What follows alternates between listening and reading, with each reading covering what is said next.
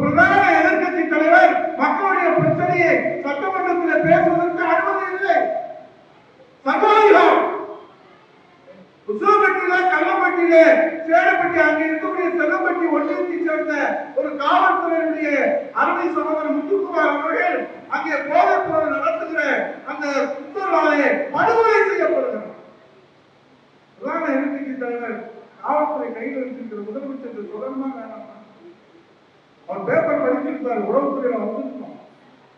அதுக்கு நிவாரணம் வேணும்னா, தீர்வு காணணும்னா அந்த பிரச்சனைக்கு அது விவாதிக்கிறது தானே சட்டமன்றம், அதான ஜனநாயகம்.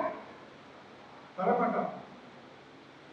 நாம செத்து போச்சு ஜனநாயகம் செத்து போச்சுன்னு கத்தி அப்புறம் அவருக்கு மைக்க வாங்கி கொடுத்தா மைக்க கட்டணும். அப்புறம் வக்கீல் சிரிக்கிறாங்க, ஏன்னா அவருக்கு தான் தெரியும் சட்டம் காசுதான் தெரியும். பார்த்து அதுக்கு பதிவு பண்ணுவோம்.